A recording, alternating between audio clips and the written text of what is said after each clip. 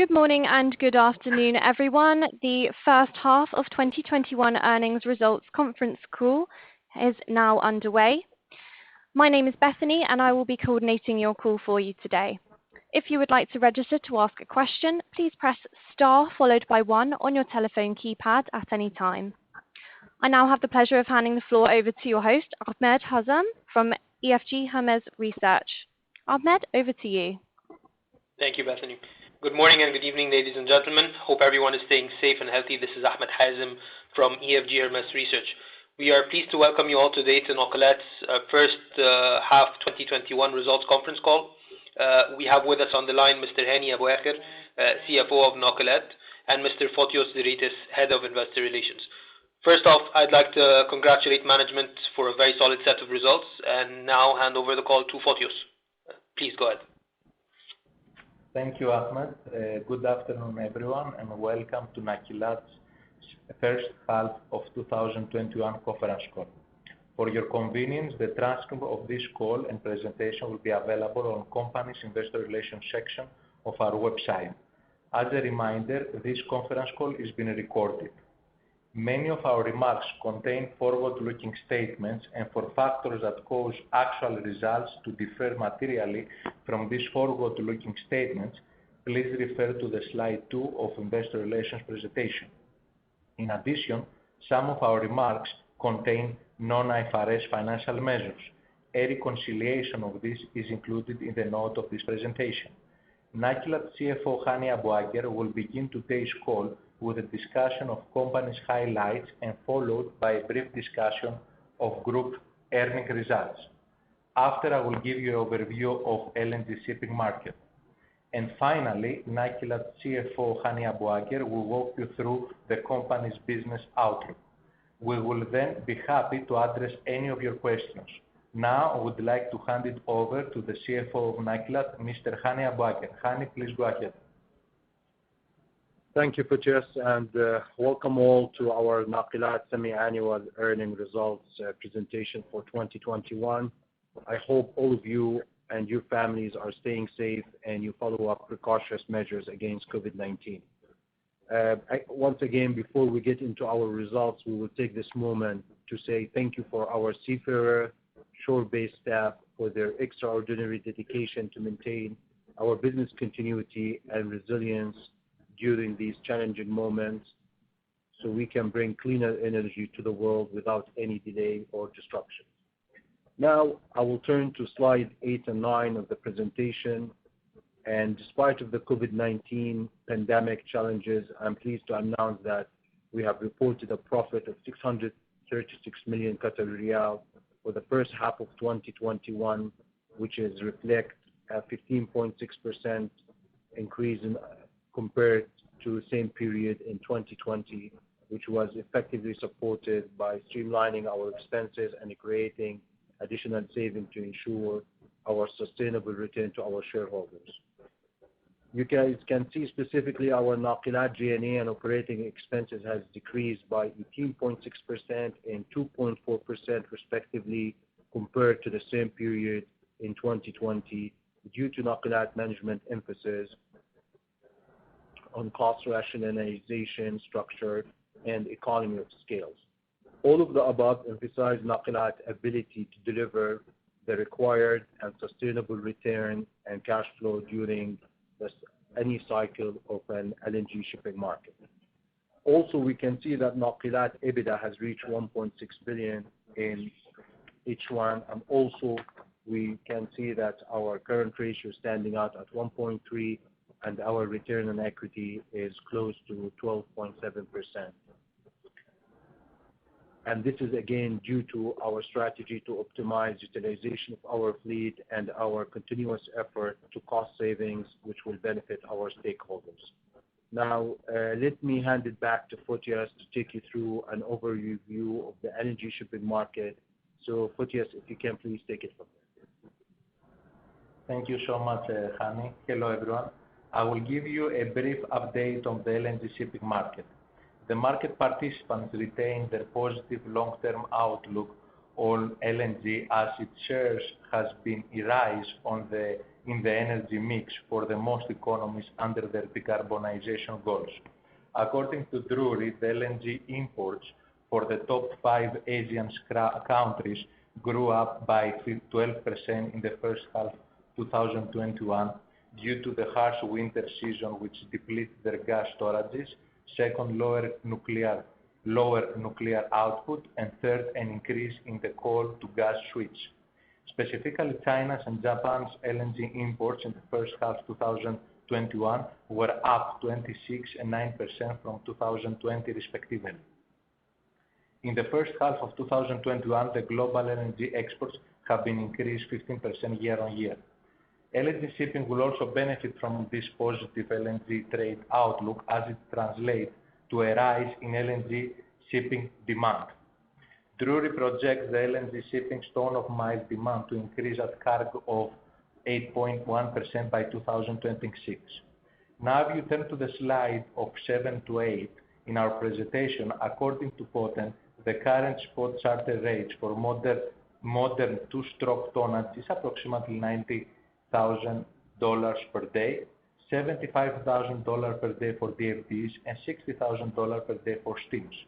SSY assessed the one-year LNG shipping charter rates at approximately $100,000 per day for mega XDFs, $90,000 per day for DFDs, and $55,000 for steams, which is a very helpful benchmark when an owner discusses term opportunities for their LNG vessels. Now please turn to the slide 9 of our presentation. In 2021, you can see that the global LNG fleet is 556 vessels in operation and another 153 conventional LNG vessels on the order book until 2025 as per Clarksons.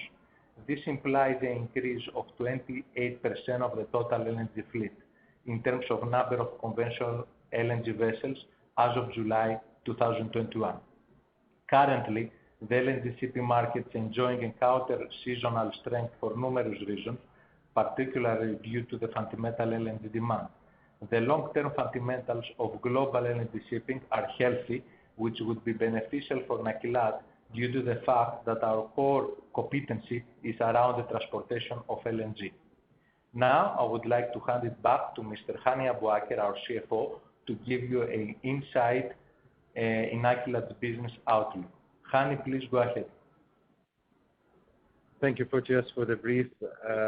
In 2021, or the second half, we expect to see another successful year for Nakilat due to the management effort to maximize and the utilization of the entire fleet and to optimize our operating expenses.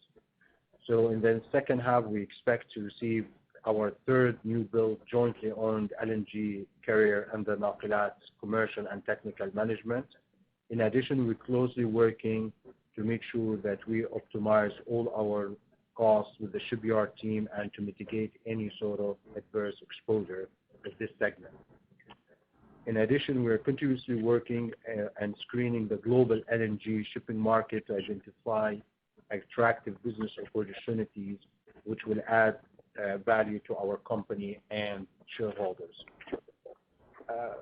Before we open the floor for questions, as we have emphasized before, we will not be taking any question related to the QP LNG shipping tender announcements that has happened over the last months. We cannot comment on the commercial and technical details related to the tender, which is the project that is owned and managed by QP and QG. For additional details, you can go to the QP announcement, I refer to QP press release, which is on their own website. With that, I will ask the operator to open the floor for questions, and hopefully we can really address them today. Thank you. If you would like to register to ask a question, please press star followed by 1 on your telephone keypad now. We have a question from Lee Beswick of QMB. Lee, your line is open. Hi, thanks for the presentation. Just a quick question on margins. going forward for not necessarily related to QP, it could be related to anything, to be honest, and new ships. Correct me if I'm wrong, but the day rates that you have on the current fleet are around $120,000 per day. Is that correct? We do not comment what is the charter rates of our fleet. Okay. Okay. It's a commercial. It is commercial sensitivity. We do not disclose the charter rates of Nakilat ships. Okay. And you're not going to give us any idea where they are at all in relation to current day rates? If you want just to understand what is the average charter rate for a new build vessel the last 10 years, I can tell you the reference numbers for the market is $75,000 average the last 10 years. But this for the global shipping, right. LNG. Okay. Okay. I just wondered what if you sign something today, what the typical margins would be, especially considering the new build price of ships, I presume, is going to be going up if steel prices are up 50% over the 5-year average. So it will cost more to build a new ship, irrespective of anything else. So I'm just wondering how the margins would look, given ship prices will inevitably have to go up, and day rates are not going up right now. Let me take this one. Okay, Fotios, you can go ahead. No problem. No, just want to mention some facts is that the new build prices, historically wise, is always approximately $200 million. This is it can be changed between good times and bad times. For example, can be from 180 to high to 220. The average, if you take all this historically wise, is 200. Yes, right now the new build price are approximately $200 million. So there is no huge volatile on that. In terms of the returns, always Nakilat, whatever deals we have done in the past, usually we have said that we are looking for a double-digit leverage IRR as that. But I will let the CFO if he wants to elaborate further on that. Yeah, exactly. Okay, so the price of new build ships there's been no indication that the price of new build ships has gone up, given steel prices was double what it was 5 years ago and 50% higher than what it was a couple of years ago. There's no indication that the price of ships has gone up yet. No, there isn't. Currently, if somebody wants to go ahead and to place a new build in South Korea, for example, it's approximately of $195 million. It depends, but this is a range because it depends on what technical specifications you need to build the vessel, what to refit inside. It depends, the liquefaction or something else that you need. But approximately right now, it's approximately 195, 200 million. If you ask me the same question, let's say 6 months ago, it was approximately 185. So this is the price indication. If somebody wants now to go ahead and to place a new order, let's say you are ship owner and you want to place order, this is approximately the range currently. Okay, thank you.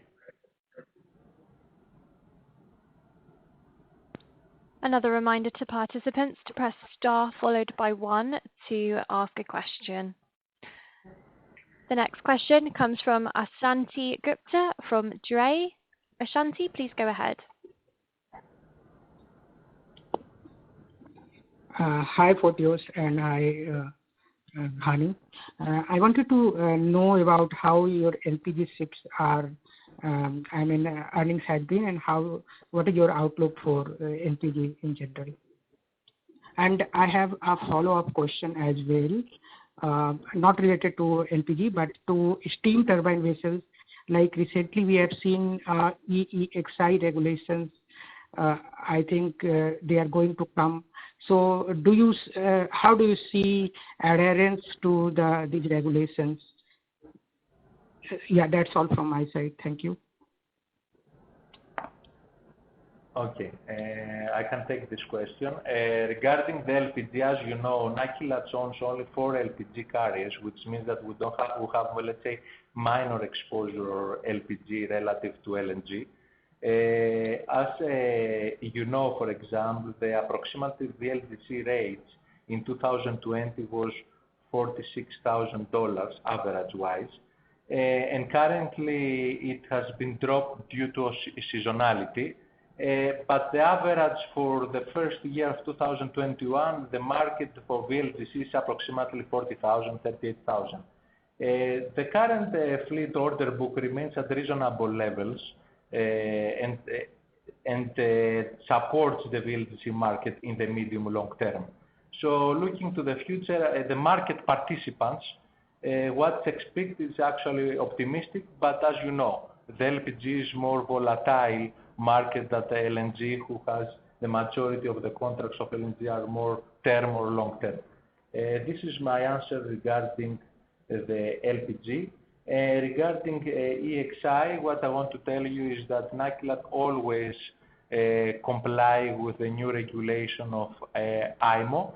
We have done it all this year and we will continue to do this one. What I expected is we expect to see the market how will react with the new regulation, but our steam vessels are still on term contracts.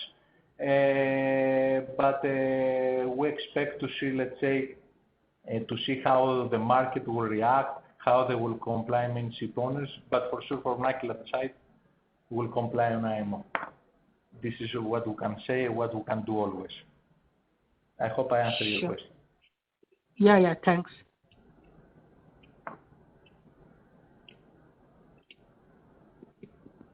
The next question comes from Meet Bat of Axiom.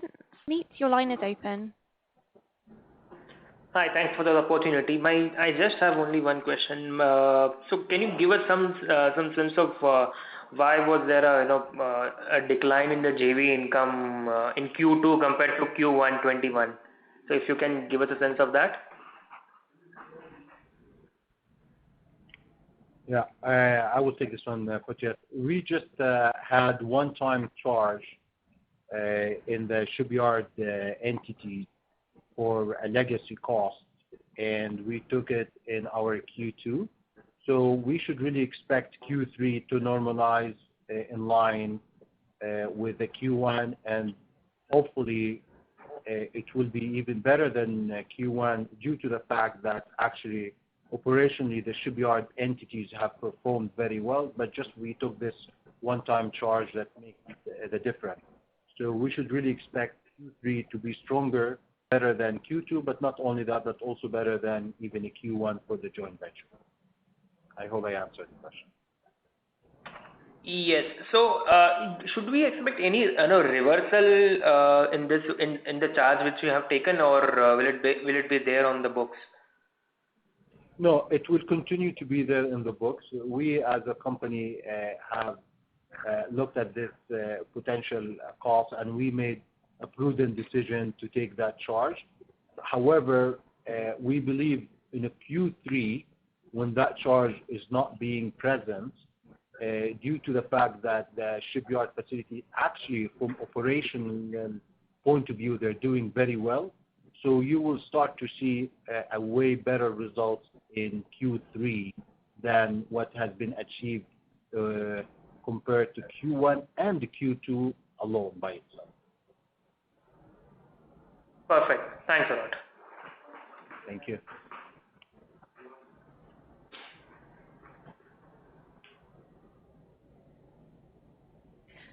We have no further questions at this point, so I will hand the call back to yourselves to conclude.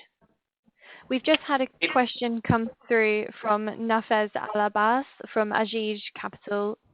Nafez, please go ahead. Thank you, gentlemen, for the presentation. But just as a follow-up from the previous question, how much was the charge in Q2 on the shipyard?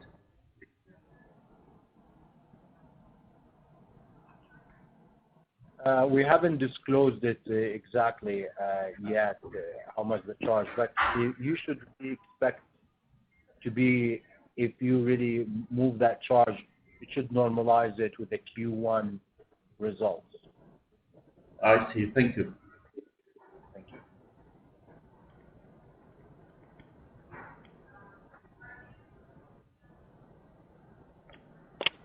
So I'll take this opportunity to ask a question myself, if I may. Just can we get a sense on when you will continue the ship management transition and getting the rest of the vessels to be managed in-house? Thank you. Ahmed, as you can see, we're continuously doing something transferring the ship management. Currently we're for the new vessels that is taking the delivery, we are the one who's really managing them. So for the 2 global ships that is coming up in this fall and early 2022, we're doing that. We just took the FSRU. Now, for ship management, I'm sure that we will disclose if we ever going to be planning to take more further ship management in due time. You have to understand, we always try to have the capacity in-house in case there's a new business opportunities that might arise any time. So we should be able to take that and capture that business opportunity. So for now, as of today, we see that our focus was on taking the delivery of the next 2 LNG ships, is to make sure that we get them in-house and to be technically managed and commercially managed by our team. We took the FSRU back in December. We're trying to manage that vessels and build in-house the expertise, not only the know-how in managing the FSRU. As you know, there's a lot of things is going on with Nakilat. We're exploring a lot of global opportunities. If they come, then we will be the one who's managing it technically. And I think if there's anything comes as an opportunity, we will let you know, guys, in due course. Thank you.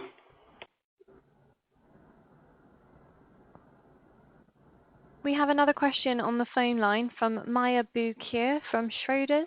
Maya, please go ahead. Yes. Hi, Fotios and Hani. Thank you for the call.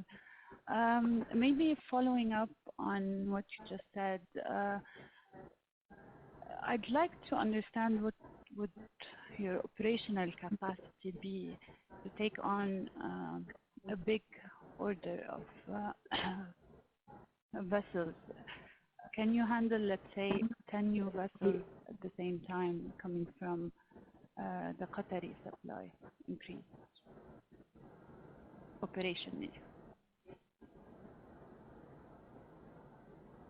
Yeah, I think we have a track record of being able to take over the operation of a large size of number of vessels. We've done it twice already with Stasco in 2 phases. And this year we have done also, number of vessels, which is almost FSRU in December, a couple of vessels last year, a couple of vessels this year. So I think the company infrastructure that we have built over the years has the scalability factor built into it. So, and we have a pool of seafarers that allows us any global opportunities if that might arise to us that we can capture that. I think Nakilat as of today, and that's really also reflect in what we're repeatedly saying, the cost saving that you guys are seeing in the G&A and the OPEX year over year, it's not a reduction, it's a saving, it's sustainable because there's an economy of scales and scalability factor built in within the organization. So going forward, for us to manage more vessels based on the opportunities that might arise globally or from anywhere, we think that we can manage more vessels, and we have done it twice already, so I think we have no issue to do it another 3 times, or 3rd time or 4th time. Just to be able to understand in terms of number of vessels, when you say a large number of vessels a year, are you thinking double digits or 7, 8, or 10 plus?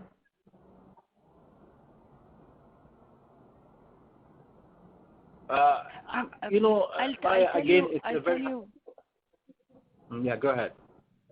Yeah, what I'm trying to understand is, let's say the Qatar LNG supply that's going to come by 2025 will be 33 million tons, and that will require a certain number of vessels. I'm trying to just assess how much operational capacity Nakilat would have to take advantage of shipping these volumes.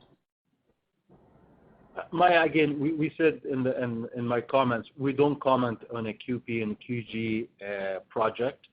If today any project anywhere else in the world, okay, if you have a lot of number of vessels, rest assured that Nakilat is ready and get the scalability to do as much number of vessels anywhere in the world.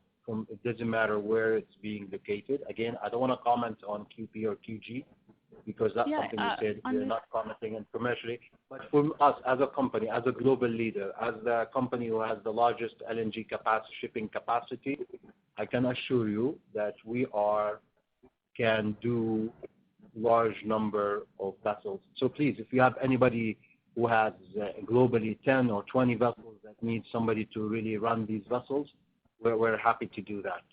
Just let us know for sure. Great.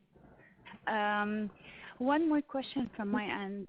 The first 2 vessels, the new build vessels under the Maran JV that you've received over the last 12 months had short-term contracts. Have you managed to renew the charters for the first 2? They are still on charter. So once they finish, we can provide further information. But currently, we cannot provide any further information as they are still on charter. And as you know, this is part of our commercial sensitivity of sharing information. But they're currently on charter. Any idea when they will be up for renewal? Can you share with us? I cannot do that right now, unfortunately, because again, we said it's a commercially sensitive information, and we would like to always keep it as part of our best interest to our, to the company and to the shareholders of Nakilat, because it allows us, to negotiate and to secure always a better rate when we know exactly when these, vessels might be renewed. But again, you don't have to worry about not being in charter. Most probably we will do that. However, we don't communicate or announce it before they are being closed or before the deal is being closed. Yeah, great, understood. And for the third one that's coming this year, do we have a confirmed date that you can share with us? Sorry, if we have a date delivery, I think Fortis can give approximate date. Yes. The date specific we cannot give, but you can expect it approximately October, November of 2021 will be the third.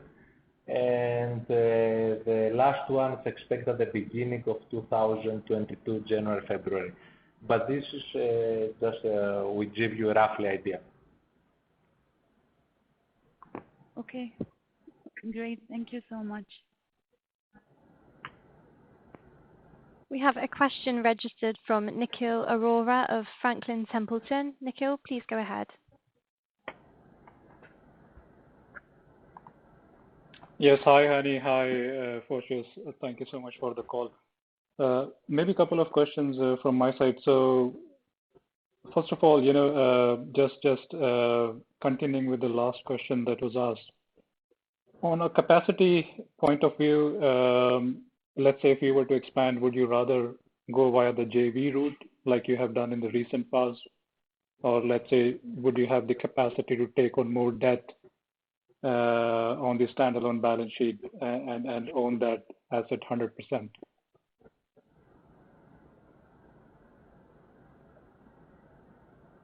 To be honest with you, we are indifferent.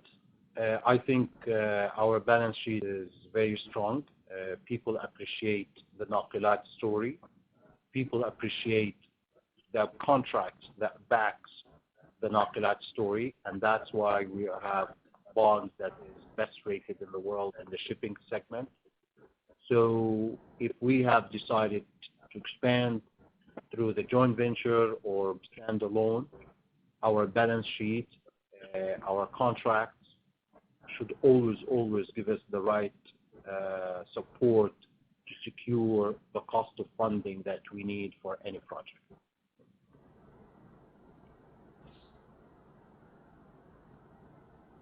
Okay, thank you for that. And one more question on the, so this is not related to the North Field, but to the Texas project where Qatar Gas is also involved. Has a tender for ships been floated from that project as well, and do you intend to participate in that? As we said, anything related to QP or QG, I think you need to go and seek that information directly from them through their website or listening to their press release. As we said, we don't comment on a commercial matters that hasn't been not disclosed publicly, and that something is related for QP and QG, so they will provide you more detail. For us, as I just said before to Maya, is that we are an LNG shipping company. We have been established for the last 16 years. We are operating close to 28 vessels. We have a track record of potentially able to manage in 1 year, number of vessels. So as a global shipping company, we're happy to participate anywhere in the world and dealing with any charterers or any business opportunity. And usually we only disclose it when it is the right time to do so. But anything specific to a specific project related to QP for their LNG production, that's something is, I'm sure they are the one who can provide further details if needed. Okay, and maybe lastly on your G&A expenses, although I think year on year they continue to go down, but we have seen some pickup in the last 2 quarters. If you could comment on what's a more sustainable level, or if Q2 is something that we can expect to be the quarterly run rate going ahead.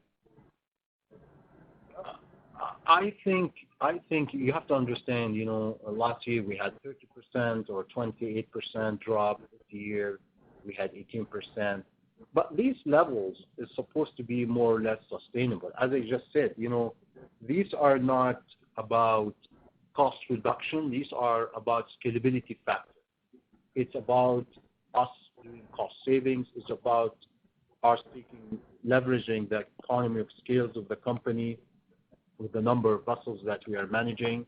So a lot of the resources and the infrastructures that was built over the years for that number of vessels to be managed now is being utilized and charged as part of the OPEX part rather than just stay as in the G&A side of the business.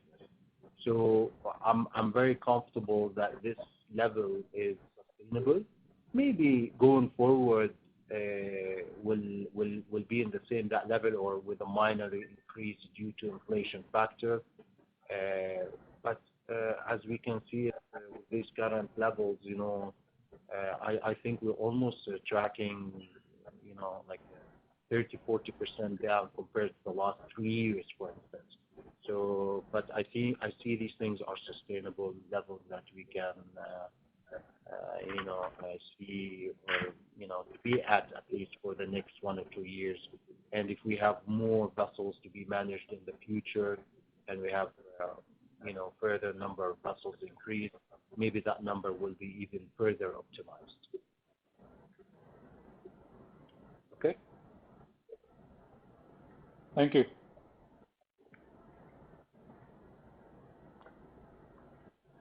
Just like to make a last reminder to participants to press star 1 on your telephone keypad to ask a question. If you've joined on the web, you can press the request to speak flag icon as well.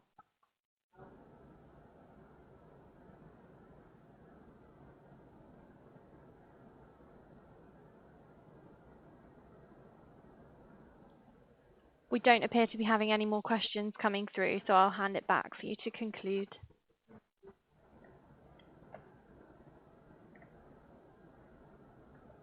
Okay, I would like to thank all of you for taking the time again to participate in our conference call today. All your questions is well received, and hopefully we can share it also with the management of the company. And we look forward to seeing you always. And if you have any questions, please contact Fotios.